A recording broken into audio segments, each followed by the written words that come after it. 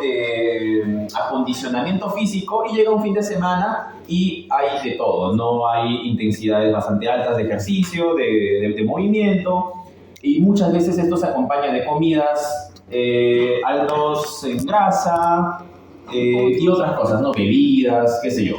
Y luego viene como consecuencia de estos problemas vasculares. ¿Ok? Bueno, ejemplos sobre estos términos, y digamos si tenemos que enmarcarlos de alguna manera, el deporte sería, digamos, lo que está más chiquito de todo, ¿no?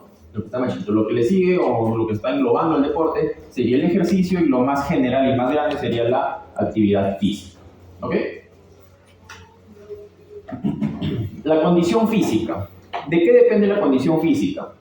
Capacidades físicas básicas, de las cuales ya nosotros hemos hablado, cualidades psicomotrices como la agilidad, el equilibrio, la coordinación, hábitos de vida, importante para nosotros poder mejorar nuestra condición física, alimentación, también ya lo hemos hablado en la clase pasada, capacidad mental o mantener un buen estatus mental. No, estás parado, por aquí hay asiento, ¿ah? Si gustas, para que no estés parado toda la clase.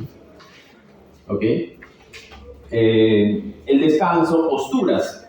Las posturas es un tema muy importante porque también probablemente más del 50% de las patologías osteomusculares o osteomioarticulares son posturales o tienen un origen en una mala postura en un inicio de nuestras vidas. ¿Ok? ¿Han escuchado de la escoliosis? ¿Han escuchado del genu valgo? ¿Sí? O la pisada prona, pues pisada supina, ¿ok?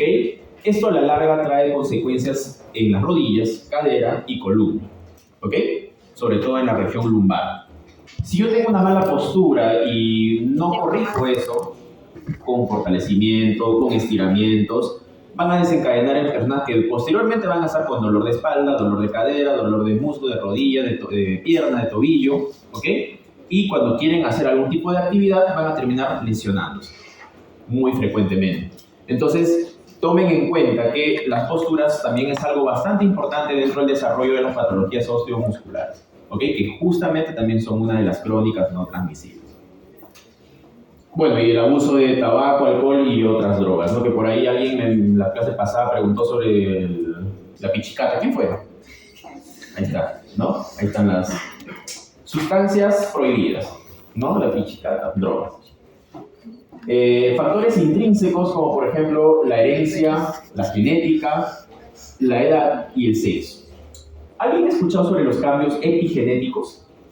Sí, más o menos. Sí. ¿Qué son los cambios epigenéticos?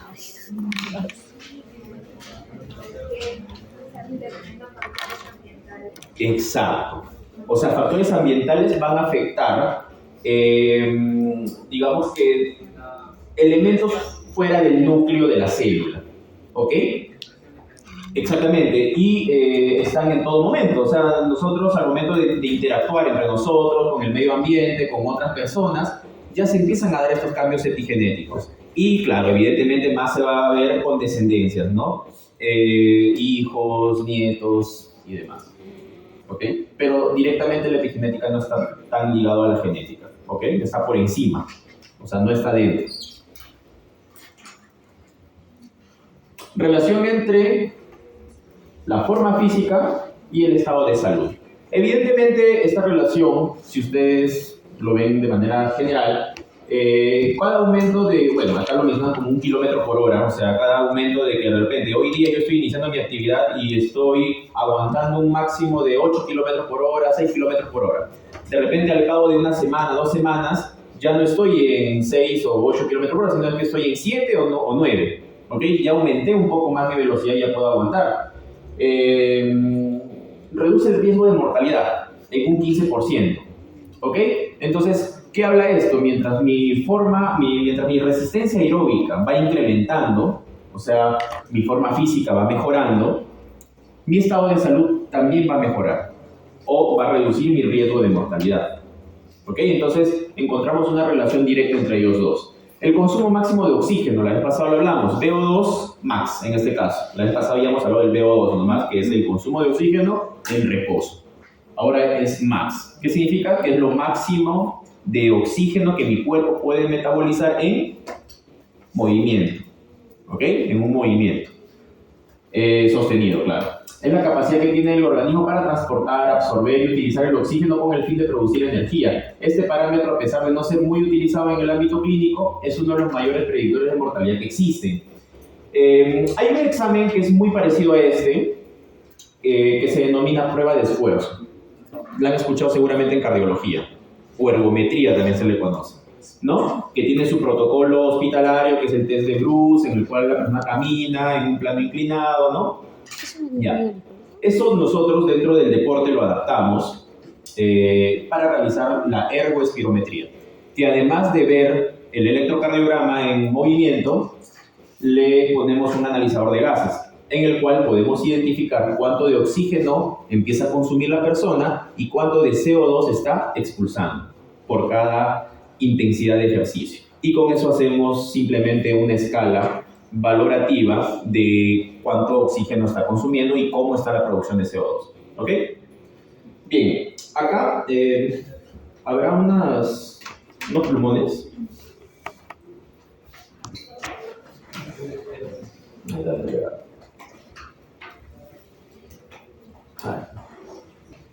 Muchas gracias. Voy a poner acá una fórmula que es del VO2. ¿Ok? El VO2 es igual al gasto cardíaco por la diferencia arteriovenosa de oxígeno. ¿Ok? Esa es la fórmula física de dónde viene el VO2. ¿Ok? Gasto cardíaco. ¿A qué es igual el gasto cardíaco? ¿Cómo? Frecuencia cardíaca por volumen sistólico. ¿Ok? Listo. ¿Esto de quién depende? ¿De qué órgano? Del corazón, ¿no? Vamos a poner acá un corazoncito. ¿Ok? Entonces, el gasto cardíaco depende directamente del corazón y con sus valores o sus variables, que son la frecuencia cardíaca y el volumen sistólico. Y la diferencia arteriovenosa de oxígeno, ¿qué quiere decir? Quiere decir que cuánto oxígeno llega a mis pulmones, luego es transportado hacia el corazón y luego es transportado hacia los tejidos periféricos. ¿Ok? Entonces, o extraído después por el músculo. Entonces, ¿qué órganos intervienen acá? Pulmón. Pulmón es uno porque recepciona el oxígeno, ¿no? A ver, vamos a ponerlo algo así. Va a parecer un riñón, pero no es riñón, ¿ok? Ya, un pulmón. ¿Y qué más? No. Músculo. Vamos a poner acá un músculo.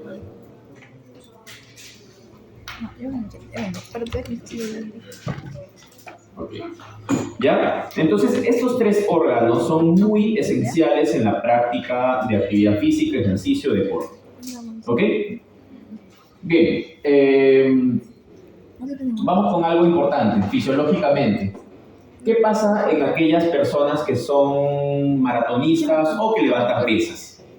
¿El corazón se modifica o está igualito? En los maratonistas, ¿qué es lo que pasa con el corazón? Se modifica. ¿No hay una hipertrofia? Una hipertrofia. ¿Qué tipo? ¿Concéntrica o excéntrica? No, excéntrica. Se dilata el corazón. ¿Por qué? Porque un maratonista, por cada kilómetro corrido, requiere que el corazón tenga más volumen para que le pueda aguantar más tiempo una sola eyección de volumen de sangre. ¿Sí? En cambio, por el contrario, un pesista, ¿qué modificación sufre en el corazón? Concéntrica. ¿Por qué? Da fuerza. El corazón también está bueno. Ya, algo así es. Lo que pasa es que, mira, pensemos algo. Cuando yo estoy haciendo, por ejemplo, un curl de bíceps, estoy ahí, ¿no? ¿Qué va a pasar? ¿Qué va a pasar con el músculo? Con cada repetición, ¿qué va a pasar? Se va a aumentar de volumen el músculo por la misma contracción. Se va a congestionar. ¿Qué va a pasar con los vasos sanguíneos que van por ahí? Van a sufrir una obliteración por la fuerza mecánica del músculo. Y entonces, ¿qué va a pasar con el corazón? Va a tener que hacer, ¿qué más? Más fuerza para que pueda llegar más sangre a esa zona. ¿Verdad? ¿Sí entienden la idea? Ok, entonces, el corazón es un músculo. Entonces, al necesitar más fuerza, ¿qué va a pasar con el músculo del corazón? Se empieza a hipertrofiar. Ok, ya tenemos hasta ahí bien la idea. Frecuencia cardíaca que es promedio en nosotros. 70, ¿ya? 70 vamos a tomarlo. Los libros lo toman con 70, de manera general. Y volumen sanguíneo, ¿cuánto sale en cada latido?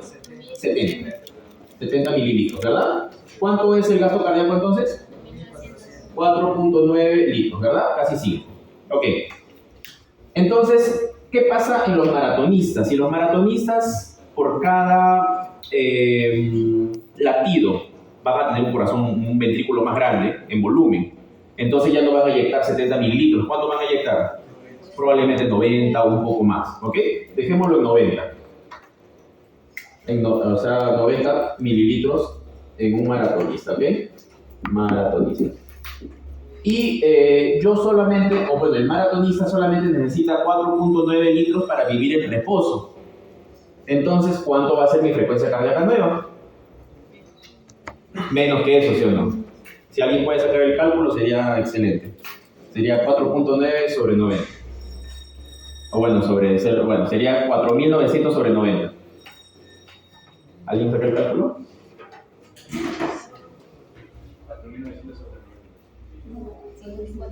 54, ya, 54. 54 latidos por minuto. ¿Han escuchado sobre la bradicardia del atleta? Que son cambios del síndrome del corazón del atleta. ¿Por qué se da la bradicardia? Por ese motivo. ¿Okay? Entre otros factores. ¿Por qué hay una reducción también de la presión arterial post ejercicio? También por el mismo motivo. ¿Okay? Al tener ya menos latidos, la frecuencia cardíaca involucra directamente el gasto cardíaco y la resistencia vascular sistémica. ¿Ok? En caso de las personas que hacen pesas y que el músculo y que el miocardio y el corazón generan su hipertrofia, cuando dejan ese estilo de vida, ¿no sería peligroso para la persona? ¿O el corazón también se modifica con los ejercicios? Sí. El corazón con el ejercicio cambia, ¿ok? Tiene una modificación que es precisamente todo lo que estamos hablando. Y cuando se desentrena, también vuelve a cambiar. Es ahí una de las diferencias principales por la cual hay personas que nacen con un corazón más grande, que nacen con una hipertrofia, ¿sí? Las cardiopatías hipertróficas. No podemos saber nosotros si es que estamos frente a una alteración por el ejercicio o una miocardiopatía hipertrófica. Simplemente lo desentrenamos a la persona. Y al cabo de 6 semanas aprox, el corazón empieza a revertir todos los cambios del ejercicio. En cambio, en una miocardiopatía hipertrófica no revierte, se mantiene. ¿Ok? Bien, ¿alguna duda hasta acá, chicos? En una persona que hace, digamos, no es de deporte, pero no es competencia de elite, ¿también podría llegar a algo así? Claro, o sea, todo el entrenamiento que tú realices, no necesariamente que seas deportista de elite, van a tener estos cambios. ¿Ok? Van a tener esos cambios. Los de elite, por el contrario, y creo que va más por la pregunta de tu compañera, ellos sí tienen algunos cambios que son irreversibles. ¿Ok?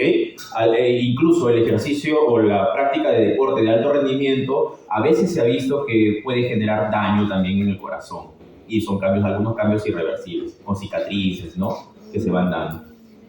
Pero eso es el alto rendimiento, o sea, te hablo de entrenamientos de 6 horas diarias por 6 días a la semana, con un descanso de un día, y competiciones de 2 a 3 veces al mes.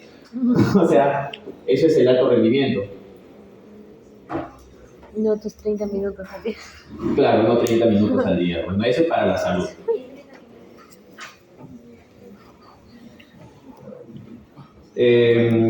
Un dato extra es que cuando hay comunidades que dentro de sus modos de vida, dentro del modo de vida, caminan más o menos un acumulado semanal de 900 minutos. Y se ha visto que en esas comunidades el riesgo de padecer una cardiopatía es cero, no muy cercano a cero, ¿no? Y nosotros estamos apenas por 150 minutos, ¿no? Y algunos llegamos, otros no. Bien. Entonces ya saben que todo lo que hemos visto es un gran predictor de mortalidad. ¿Ok? Igualmente la promoción de la salud va por lo mismo, la actividad física y la salud tienen, el riesgo de cardiopatías o enfermedades cardiovasculares con el nivel de actividad física o salud física tienen una relación por el contrario inversa, ¿no? Mientras menos nivel de actividad física tengo, ¿no? Mientras menos nivel, mi riesgo incrementa y mientras mejora mi nivel de actividad física, el riesgo empieza a reducirse. ¿Qué parámetros de importancia clínica tenemos nosotros dentro de la práctica? Esas dos. El consumo de oxígeno, que no necesariamente necesitamos la máquina esta que les comento, ¿no? Que es el ergospirómetro. Podemos hacer hasta un test de campo, que es correr. Algunos de ustedes han corrido 12 minutos como prueba de aptitud física de repente en el colegio. Bueno, te cuento que eso es un test de Cooper, el de los 12 minutos, y que sirve para predecir cómo está tu estado aeróbico. Mientras menos, estás pésimo y significa que el riesgo de enfermar es mayor. O sea, no ahorita, sino a largo plazo. Así que les sugiero que vayan mejorando eso, ¿ok? Respecto al PPT anterior, si comparamos, por ejemplo, un atleta que se dedica al maratonismo y comparamos a alguien que se dedica a alzar pesas, viendo la parte que dice que cada momento de correr 1 kilómetro, eso quiere decir que los que se dedican a alzar pesas no podrían tener ese beneficio. Los que se dedican a realizar... Mira, a ver, el fin de todo ejercicio es mejorar la contracción muscular. Primero partamos por ahí. El video inicial vimos que el contraer al músculo libera mucha cantidad de sustancias que son mioquinas que sirven para el bienestar corporal, ¿no? Ya, partiendo por ahí. Segundo, cuando tú realizas pesas y corres, en ambos estás contrayendo el músculo, ¿verdad? Pero en uno estás mejorando la calidad de la mitocondria. ¿Y quién tiene que ver la salud mitocondrial con la salud corporal? Bastante, incluso con el antienvejecimiento. No, por el otro lado tenemos al músculo que está creciendo y te libera sustancias que te van a ayudar, pero el beneficio mitocondrial es menor. Tú ponlo a correr a un pesista, no te va a correr. Incluso cuando están en etapa de volumen, ellos caminan nomás en la trotadora, ¿no? Y cuando están y también hacen su elevación angular, ¿no? Y solamente caminan.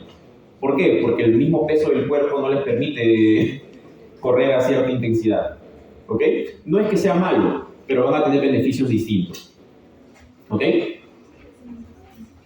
Bien, en cuanto a los parámetros, entonces el consumo máximo de oxígeno se puede calcular de muchas formas, ¿ok? Como les digo, desde pruebas de campo que son indirectos hasta el VO2, que no es que sea una prueba directa, pero es una prueba con instrumental, ¿no? ¿Por qué digo que el VO2 o el ergospirómetro no es una prueba directa? ¿Qué han entendido del VO2?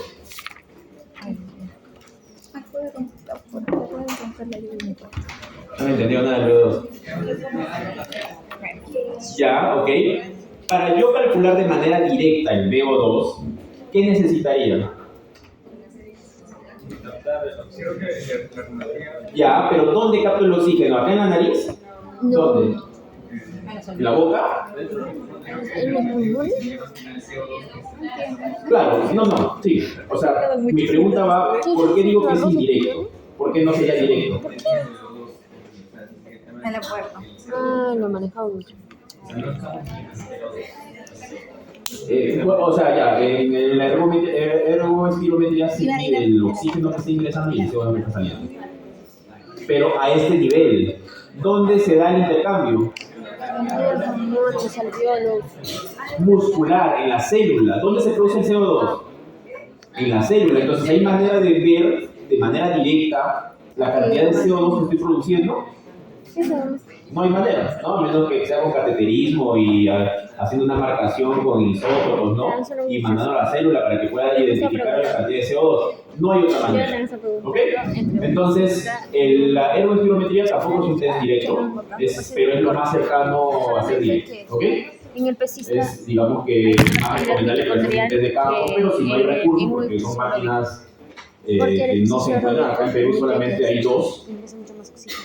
3, perdón. Una en la Federación de Fútbol, uno en el IPD y uno en la Clínica del Corazón.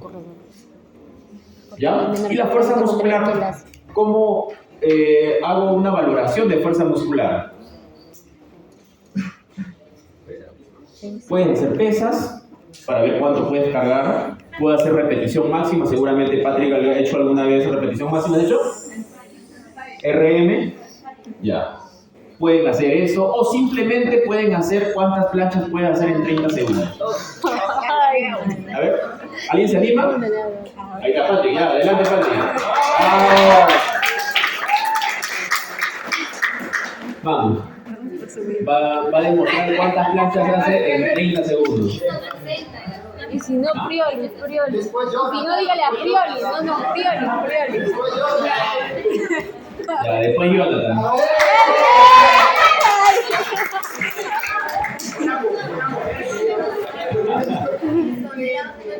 Está con sueño. A ver, ¿quién le toma el tiempo? 30 segundos nomás, ¿no? No era un minuto. No, ahorita vamos a hacer 30 segundos. O sea, menos de una plancha por segundo. ¿Ya? ¿Ya está? 3, 2, ahí sí. Pero no he calentado, pues. No va. 3, 2, 1, va. Con salto todavía. No quiero, pero es algo, una máquina. Sin mano.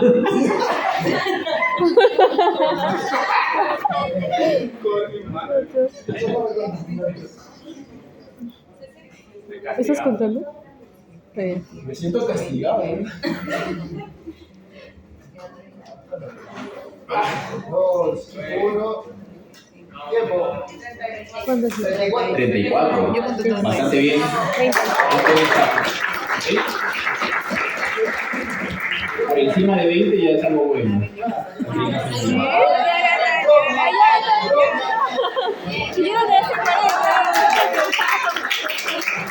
Ya, a ver, sentadilla. ¿Alguien para hacer sentadilla? Yemima. La Cari. Yemima, ¿quién es Yemima? La Cari.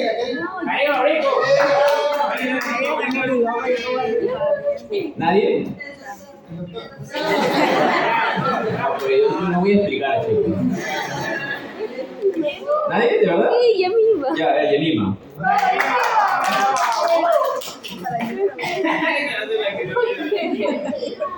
¿Quién es Yemima? Solamente vamos a hacer los 30 segundos. Ahí está, por un punto extra. ¡Eso!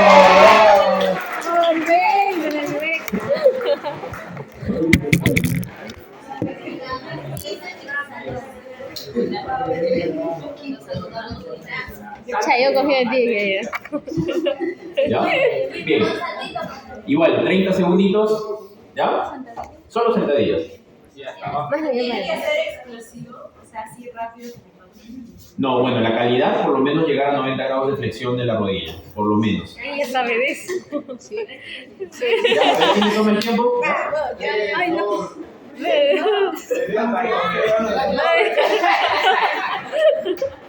Ahí. Ahí. Me voy a poner pausa. ¿Ya? Mostrado ahora. ¿Qué tipo de contracción representa? ISO.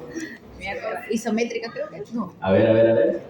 Pero está contando, ¿no? Isotónica. No se esperaban esa pregunta. Creo que es isotónica. ¿No? Ya, isotónica sí es, porque hay un incremento del tono muscular, pero dentro de las isotónicas hay dos divisiones, o hay una división de dos. ¿Qué tipo de esas dos es? Pero es iso. Tenemos concéntrica y excéntrica. ¿Cuál ha sido? Concéntrica. Sí, concéntrica. Probablemente por la velocidad a la que hizo sí haya sido concéntrica, pero acuérdense que en todo movimiento coexisten las tres fases de contracción. La concéntrica, isométrica y excéntrica. Por ejemplo, en la sentadilla, al momento de bajar, ¿qué músculo se contrae, se achica? Los... ¿Ah? Los bastos. ¿Cuál? Bueno, los femorales o los isquiotibiales como de manera general. Femorales solamente es un dos músculos dentro de los isquiotibiales, ¿ok? Los isquiotibiales están contrayendo, ¿ok? Luego, cuando estoy en la fase ya inferior, ahí hago un isométrico y luego al momento de subir, ¿cuál se hace concéntrico? El cuádriceps, ¿ok? Entonces, siempre en todo movimiento consisten los distintos tipos de contracción muscular, ¿ok? Y todo eso, así de simple como lo ven, pueden ustedes registrarlo en su consulta y decir, ok, hoy día tú has hecho 20 sentadillas, ¿ya? 20 planchas. Con la preparación que vas a tener ahora, ¿ok? De repente para la próxima ya no vas a tener eso, sino vas a tener, no sé, 30 y 40, ¿no? Supongamos. ¿Ok? Y así vamos a ir mejorando también de paso la salud, ¿verdad? Y nos sirve a nosotros para saber cómo está progresando en el tiempo. ¿Ok? Con cosas muy sencillas como esas. No es necesario tener un dinamómetro, ¿no? Todo eso.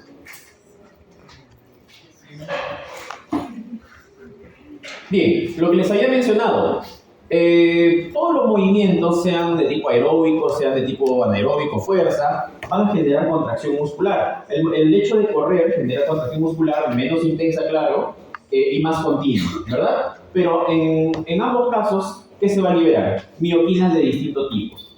Hay una mioquina muy especial que seguramente todos ustedes van a decir, esa es la peor, es proinflamatoria, esa me desgracia la vida, que se llama interleucina 6. ¿Cuántos han escuchado la interleucina 6 y su implicancia sobre la salud? Que la desgracia la salud, ¿no? Bueno, les tengo una noticia. Cuando es secretada por el músculo, es todo lo contrario. Se convierte en una sustancia antiinflamatoria. ¿Ok? Dentro de eso, por ejemplo, dentro de las mioquinas está esta interleucina, ¿no? Y otros factores de crecimiento que cuando se secretan, a través del ejercicio, claro está, va a mejorar el estado de salud y los procesos metabólicos. ¿Ok?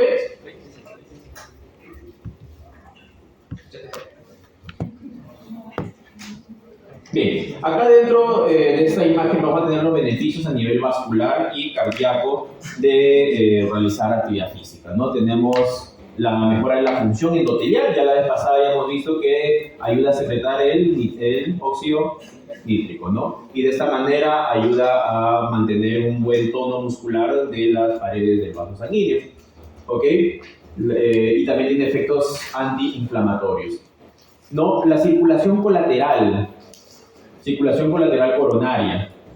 De todas maneras, el ejercicio ayuda a que esa generación de nuevos vasos sanguíneos sea más efectiva. Y de todas maneras es importante porque si tenemos a alguien con placas de colesterol, digamos, por todos los vasos sanguíneos cardíacos, las arterias coronarias, al tener esta circulación colateral ayudamos a que el flujo sea mejor, ¿no? Y evitamos de esta manera las isquemias cardíacas, ¿no? Igualmente, la primera clase lo dije, en el cerebro también tiene múltiples, favorece de múltiples maneras, sobre todo para evitar enfermedades neurodegenerativas a través de la secreción de algunas sustancias y sobre todo del incremento en el grosor del hipocampo para la memoria. ¿Okay? El hipocampo, ¿qué dice?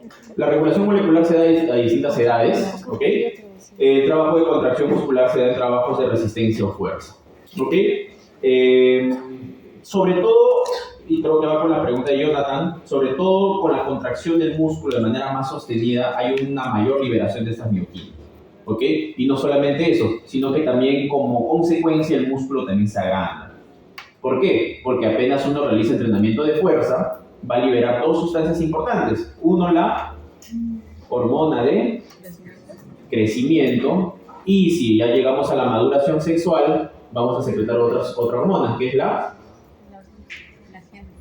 ¿Cuál? ¿Cuál? La boldenona, ¿no? El estazonolol, ¿no? No. La testosterona, ¿no? No, los otros son esteroides sintéticos, por eso lo decía.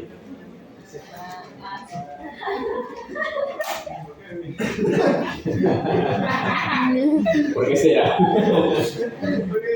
Bien, ahora, en inglés ustedes van a encontrar dos términos que seguramente... ¿Qué dice acá? Entrenamiento de resistencia. Muy mal. En inglés van a encontrar dos términos, como les digo, y espero que no los confundan. Resistance training es entrenamiento de fuerza, ¿ok? Y endurance training es entrenamiento de resistencia aeróbica. O acá puedes decir también entrenamiento de resistencia de fuerza, ¿ok? Pero diferencien esos dos, por favor, endurance training y resistance training, ¿ok?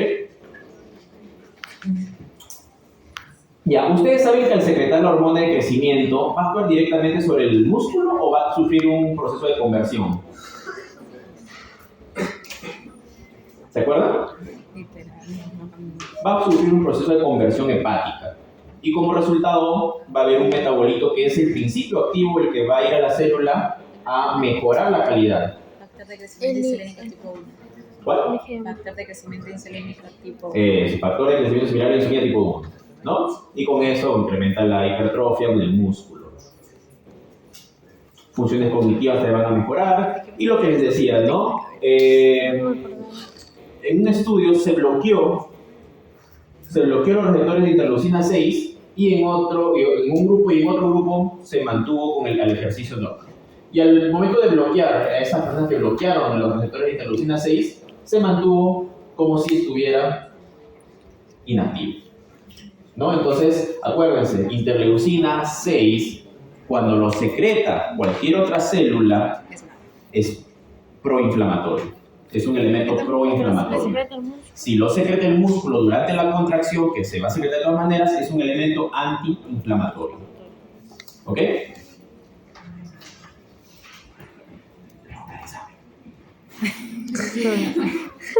Otra. De nuevo, no. Otra. ¿Qué?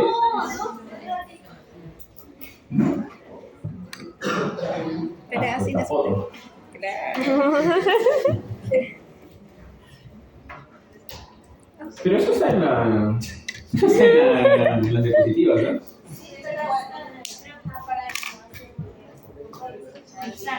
Ah, interesante.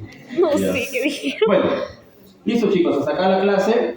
Tómense un o sea, la primera parte. Claro. Tómense un descansito, ¿ok? Y volvemos. No, ahorita aplaudiendo porque está vuelta la clase. Qué barbaridad.